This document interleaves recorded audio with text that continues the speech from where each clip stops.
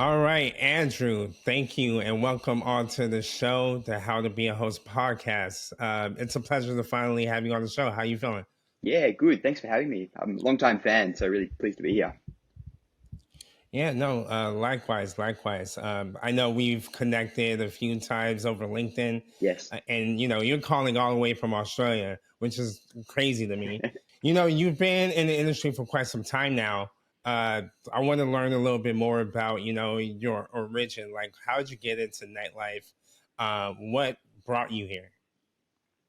Yeah, so my story is probably a little bit different to some of your previous podcast interviewees. I've got a long career in banking and wealth management, and somewhere along that journey was spending a lot of time in bars and thinking about how do we make some of these processes better, some of these experiences a little bit more interesting. And I think, in fact, the genesis for our business was spending about 45 minutes waiting for 3 or 4 beers that we could have reached across the bar for when we watched 7 rounds of espresso martinis being made.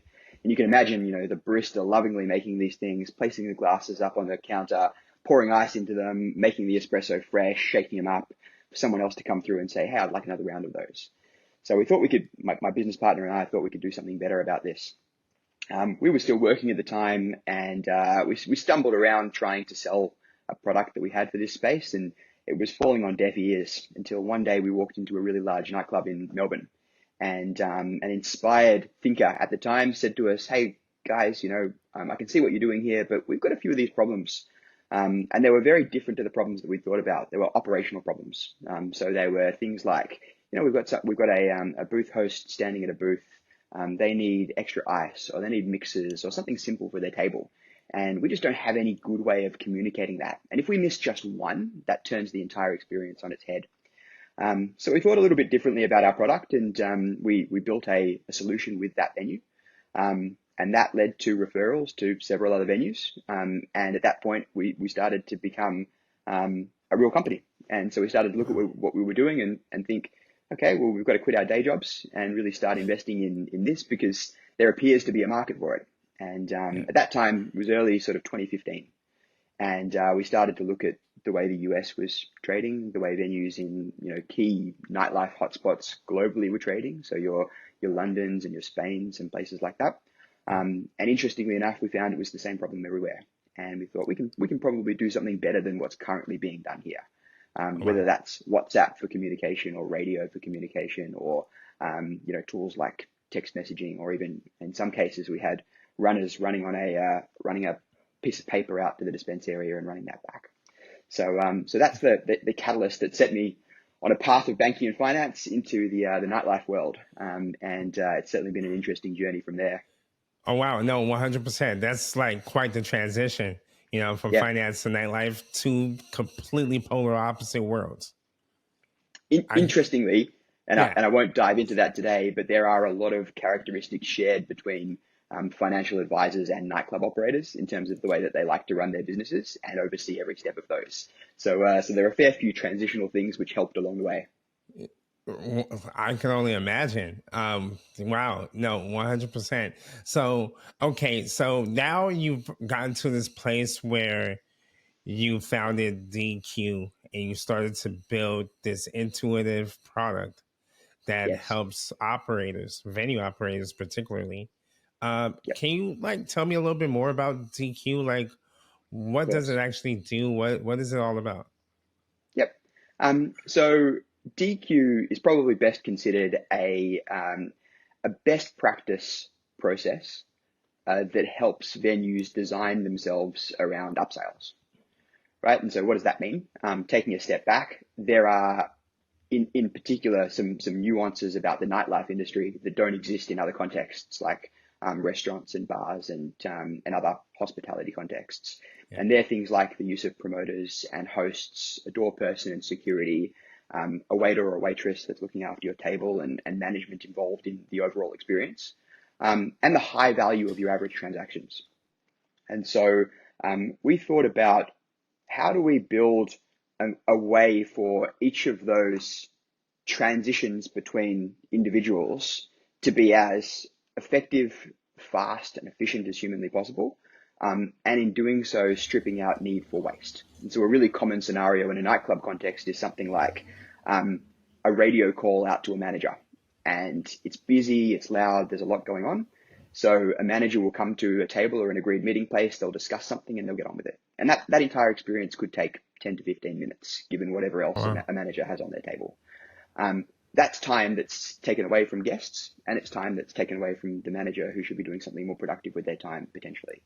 And so we looked at ways that we could strip out those interactions to make every single customer and staff handover or transition from booking or reserving a table at a venue, to setting up your guest list, to the arrival experience and how that's communicated to the rest of the team, right through to how do we simplify and make upsells really, really fast and easy.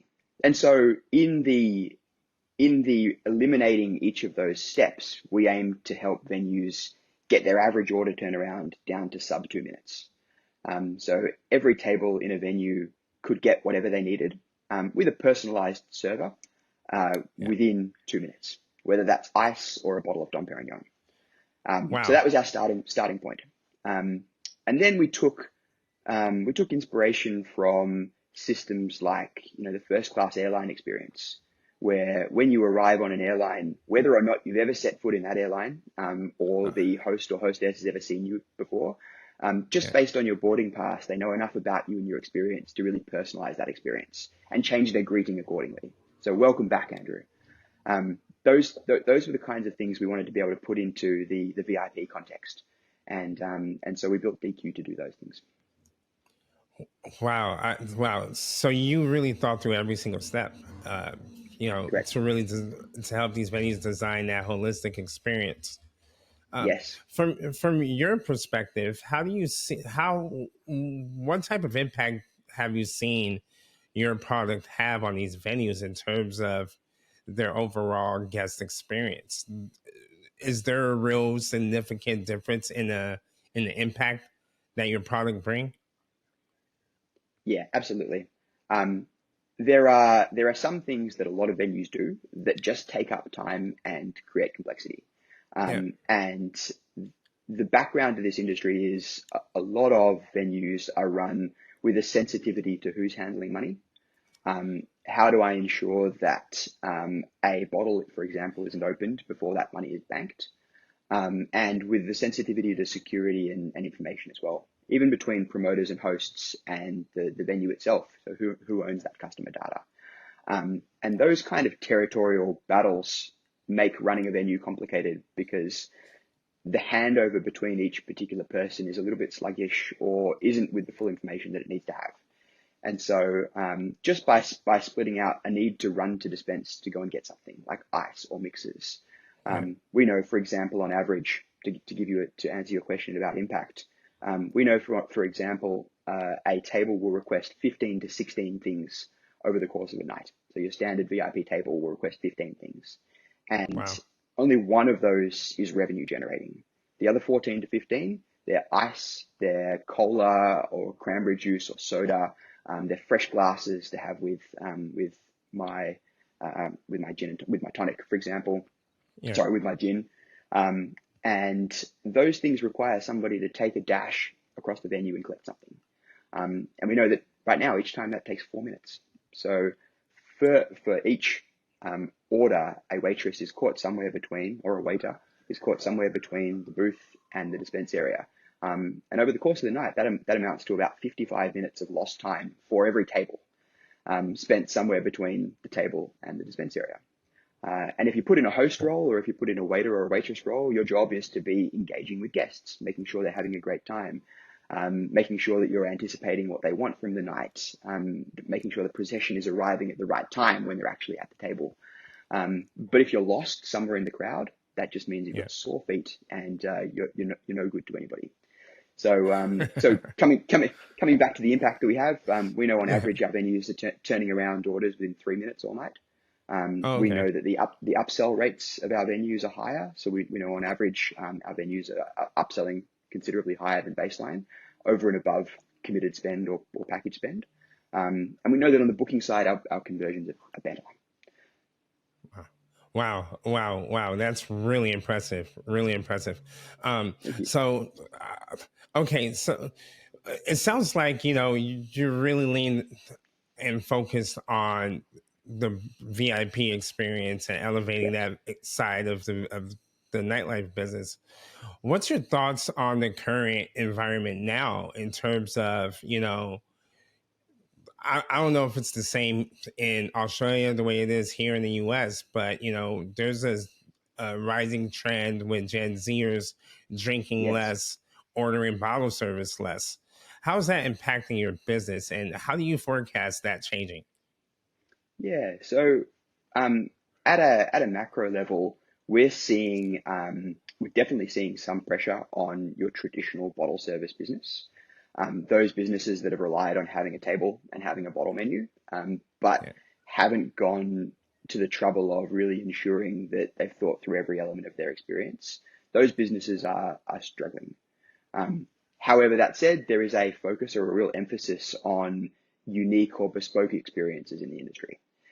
So rather than having your regular night, so your regular, I go this place every Saturday, we're seeing a trend towards guests expecting something different or unique or personal.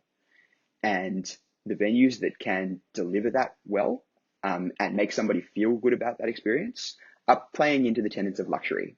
And VIP experience is a luxury experience. And so, in the same way, your Louis Vuittons and luxury brands are still continuing to grow during this time, we're seeing those venues that can pay that kind of attention to guests growing too. Okay. Wow. Wow. Okay. Um, no, I'm really happy to hear that. I'm happy to hear that, there's a silver lining there. Um, you know, Yes. so There's certainly a lot of amazing concepts. Sorry to interrupt you. Certainly a lot of amazing concepts being established now with really interesting themes, unique decor, real modernization. And so we're really excited about the new things that are coming as well. And do you imagine like your business also evolving alongside those new changes? And how do you plan on supporting those changes?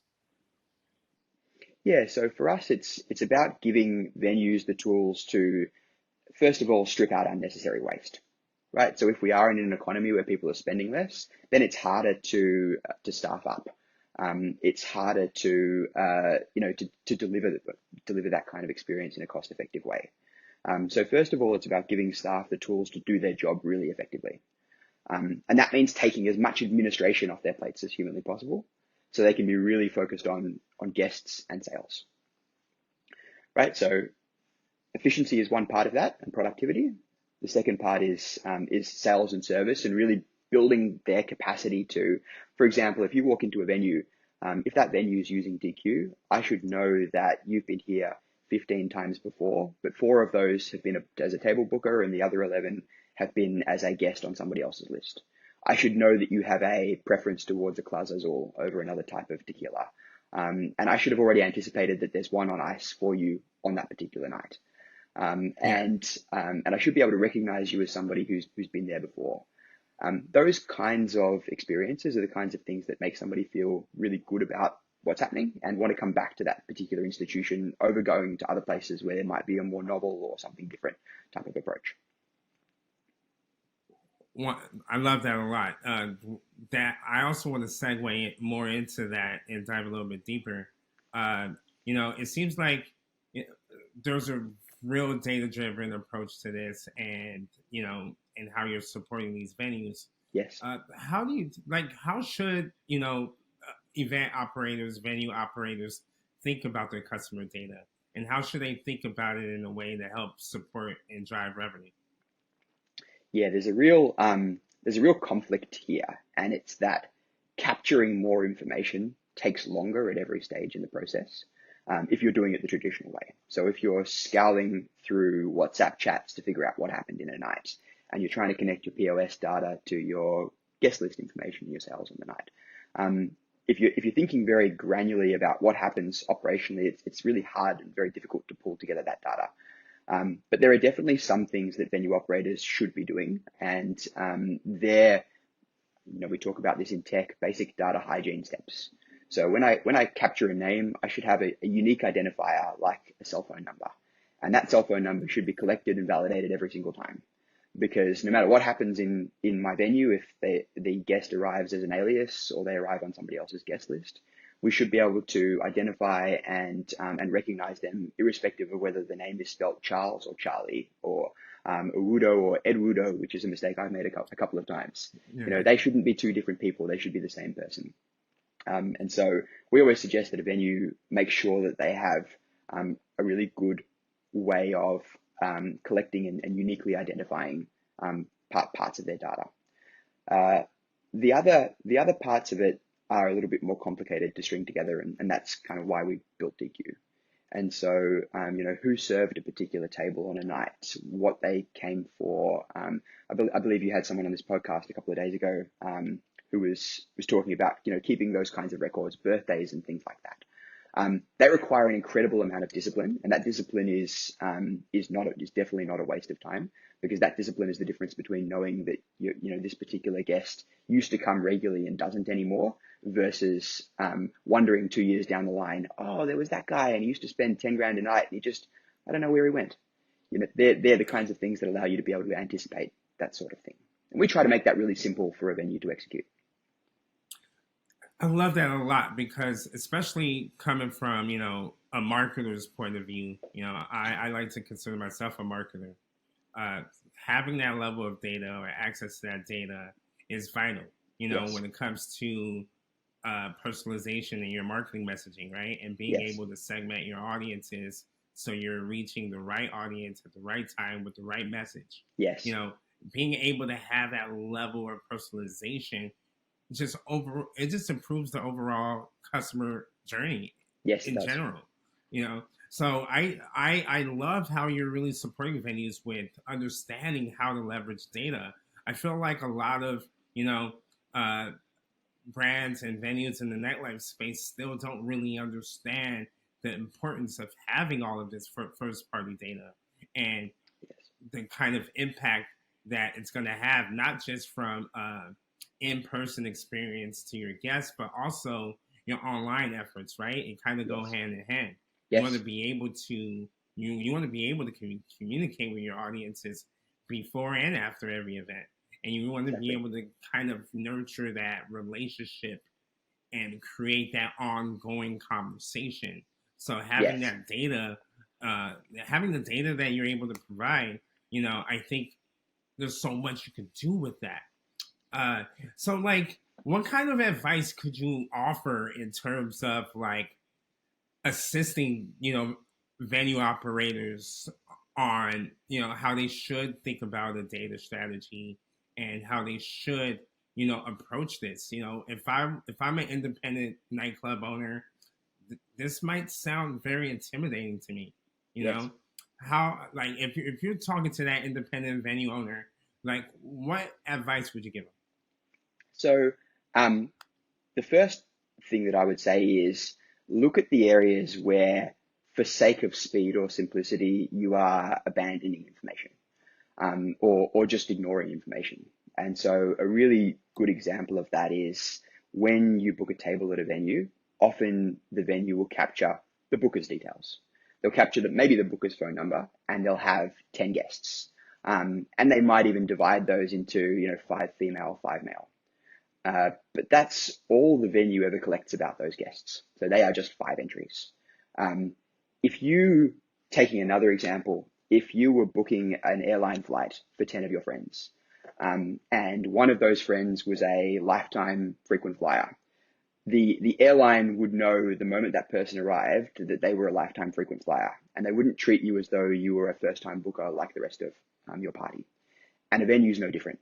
So there is a lot in a list of other attendees at a table that can inform the service experience, the preferences of that table, and the likelihood that they, for example, are going to upsell, how we might pair them with a server or a staff member, those sorts of things. And that just starts with capturing those names.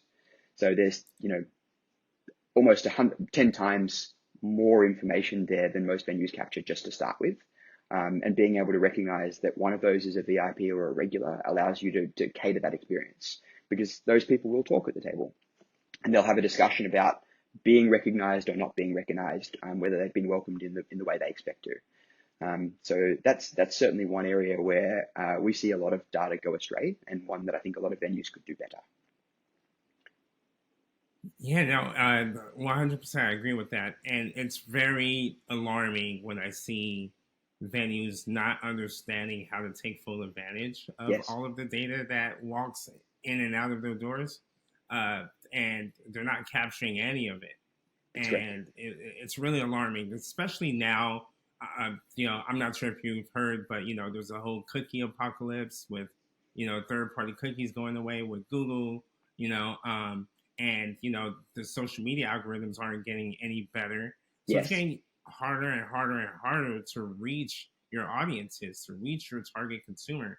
So yes, there's never been a better time and more vital time to really think about your data strategy and really kind of just think holistically about your data stack. yes. And I love what DQ is doing, because it seems like a real intuitive way for venues to really think holistically about that approach. Yeah, Um, thank you. so It, Andrew, yeah, I definitely want to just ask a little bit more though. Like, you know, if what would you say, or what's like what if data is really important and nightlife venues are slow to adopt, solutions like yours. yes.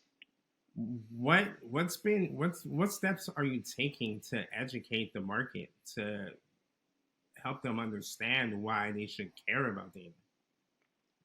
Yeah, so I mean, we'll talk to anybody who listens about data. We're a bunch of nerds in that respect. So we talk to a lot of venues each week about data. We spend a lot of time with our own customers trying to create case studies or insights for them.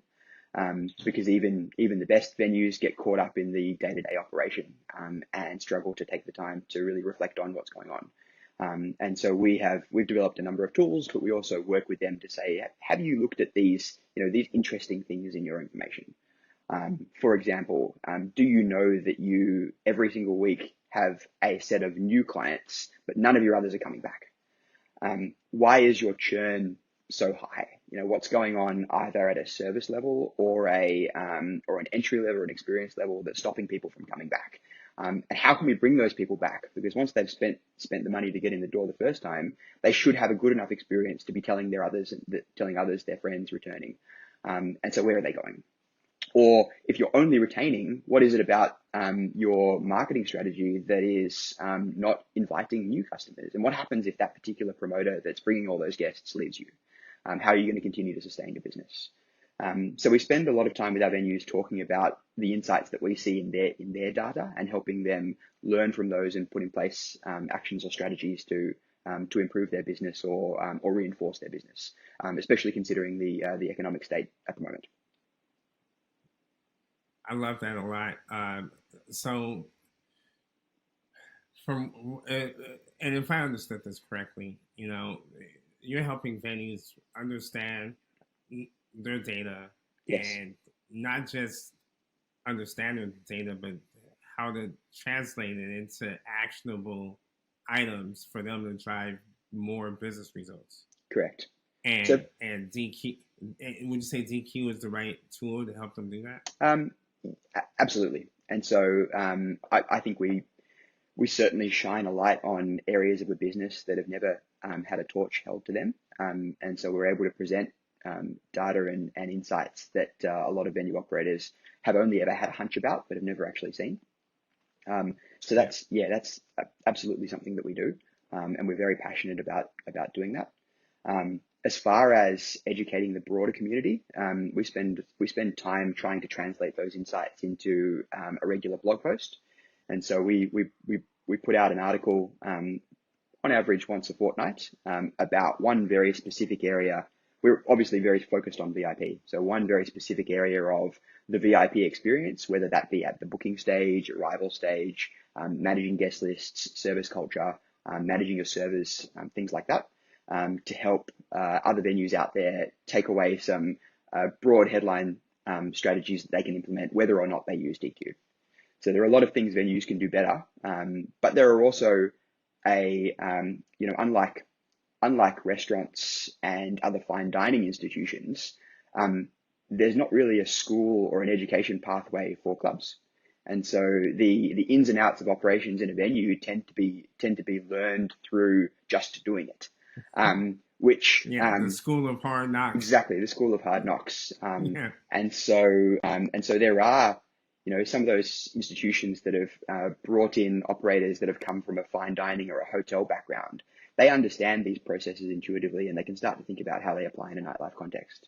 And so we're trying to shed a little bit of that same information and learnings on the nightlife industry and help operators apply some different techniques with their staff, but also know, what's everybody else doing. There's not a great community, and that's why I love what you've done here. You've brought together a community of operators who are happy to share their own experiences. But within a network, there tends to be quite a bit of adversity or animosity between nightclub owners. They're competing for the same client base. They're competing on the same nights. And so why would we get together in a room and share best practices or things that we're learning? And so we'd like to try and create that in a way that's not, harboring competition between two parties. Yeah, people always wonder why, we give away so much content, so much value for free. And they look at me and say, Charles, aren't you afraid of competition copying you or things like that? And my answer to that is always, well, you can't really copy the essence of a brand, right? It's hard to do that. And when I think about operators, venue operators, I think of them as brand builders. You create these unique experiences for every guest who arrive in your vicinity. Yes. That's hard to be replicated, right? So as long as you have like that brand secret magic, I don't really think it's that easy for people to just copy and paste what you do. Yeah. So yeah, feel free to share online more information. No, and there's at the core of this is relationships, right? So any other, if you look at this in a romantic context, any other romantic partner could potentially copy what you're doing. But there is a depth of relationship that's created with an institution, and that could be good or bad, depending on how your interactions with the staff member are. And if you were to take a regular restaurant context, you say, I've got my toast come out, I'd like some butter, please. For me, as that individual, waiting for that butter when it doesn't come out, and the frustration and annoyance that I can't start my meal while everybody else has, just because of some butter, sticks with me. But from the venue's perspective, they've got 400 other requests. They need, $100 bottle of wine poured at this particular table, or somebody else is serving breakfast. So it's easy to think that the butter doesn't matter. And in a nightclub context, it's the ice, or it's, hey, I need a clean glass. Those things are easy to dismiss as things that don't matter, but getting them right every time and not missing everything, and being able to anticipate when those things are needed and who's likely to need them, are the things that cultivate a relationship. They're the things that make you feel good about the venue you're going to, how they treat you, how they make you feel. And in hospitality, that's everything. You talk about IP and theft of that sort of thing, but at the end of the day, what they can't steal is a relationship unless they deliver that relationship better than you do. Oh yeah, that's a big one. That's a big one. I think you hit the hammer on the nail. Relationship building when you're in the hospitality business, you're in the business of relationships. Yes. And being able to deliver that best experience to your customer is what nurtures and fosters those relationships. And being able to do it consistently over and over and over again. And I love how, you have a very data-driven approach to looking at this, because now you can really look at data and you can look at trends and patterns, and you can kind of see the gaps on what areas you might be lacking on and what areas you need to improve on. Yes. And that's something that operators should really take seriously, because you don't want to, just have those gaps ignored, because your competition might be going the extra mile to ensure that those gaps are filled on their end. So I think every operator should always be looking on how to evolve and improve that overall experience. Yes.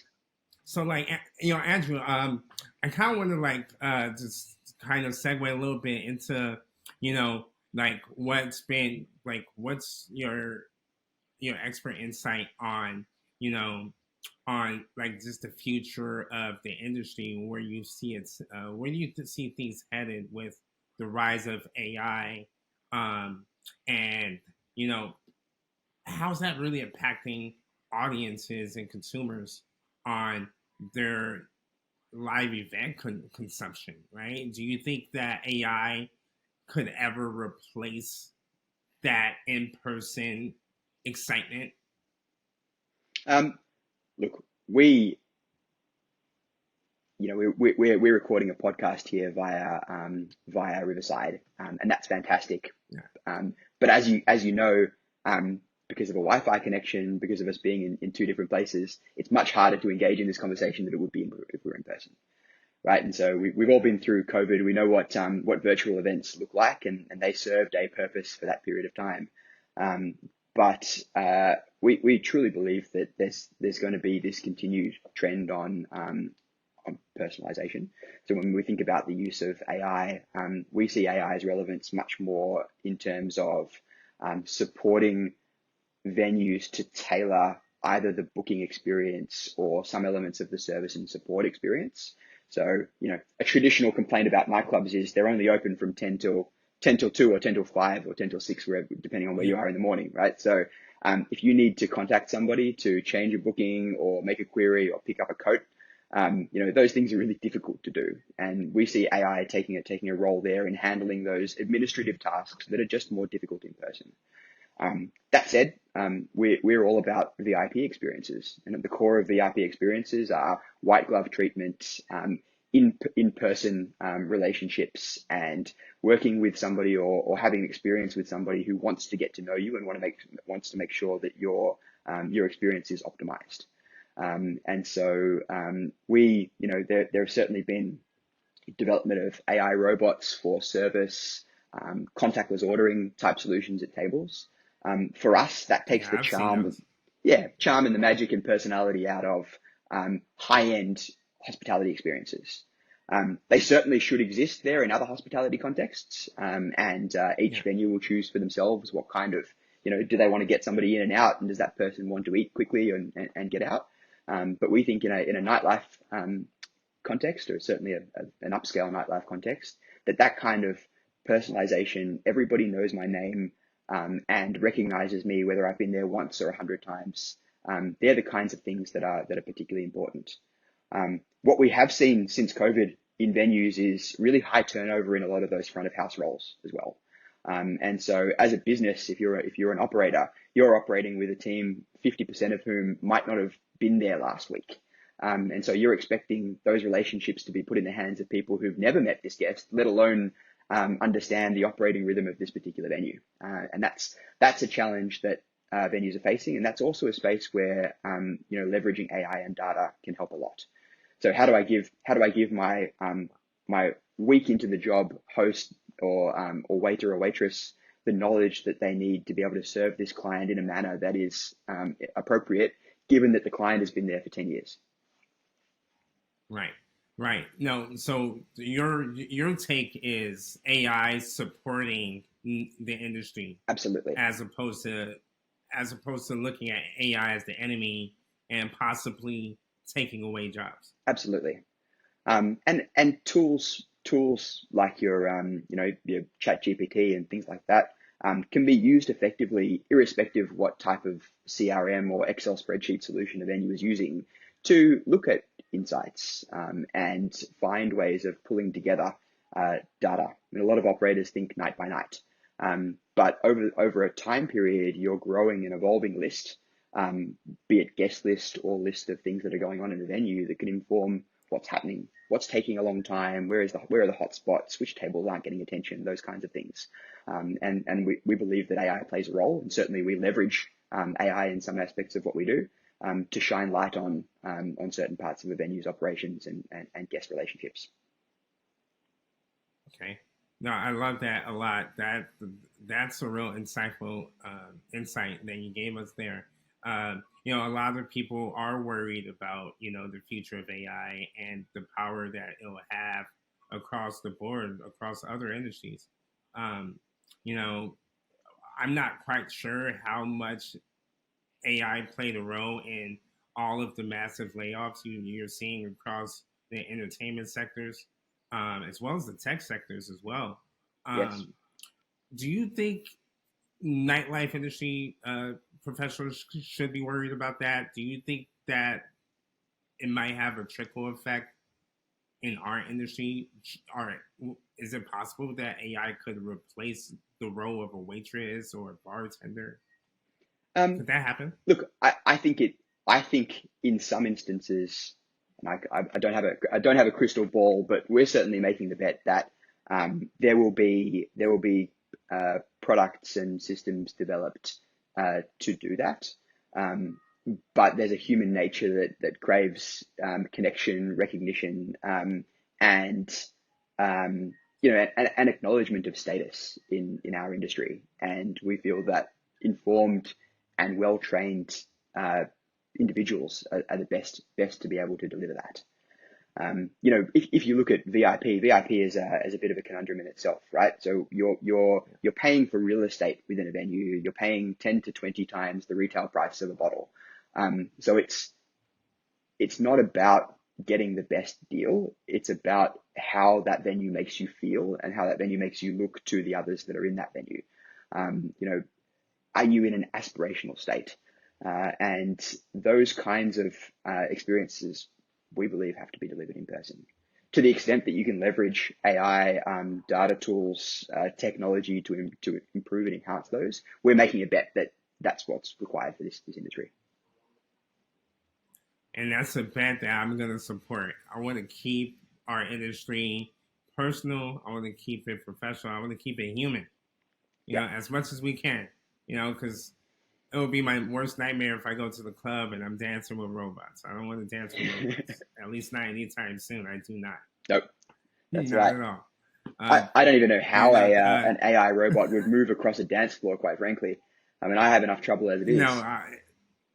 yeah, it's gonna blow my mind if I ever see that. I am not waiting for that day to come. Not at all. Honestly, this was delightful, Andrew. I think we were able to really, touch on a lot of topics today. But before we, end this conversation, you want to share with us a little bit more about what you have coming up? Anything special that you want to share on DQ's end? Yeah.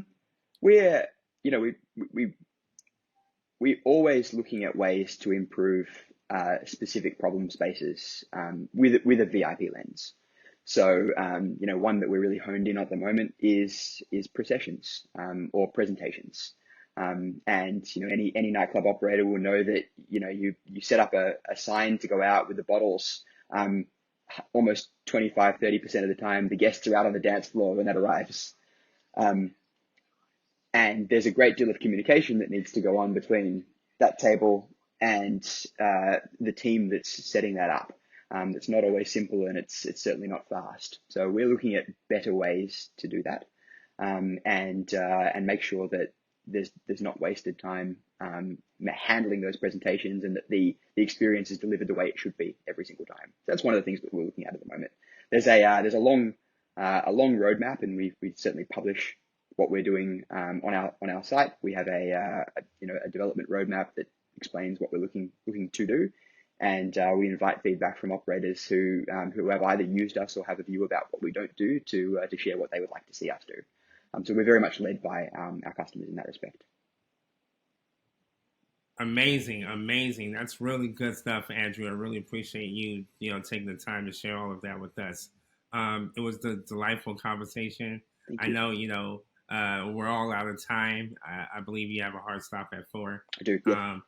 So again, thanks again for jumping on the show. Thanks, Charles. Really appreciate it. Love it to talk to you about. Look forward to doing it again in the future. Hopefully in person next time. Sounds good. Yeah, of course, man. Whenever you're in Los Angeles, let me know. Certainly will. It won't be long.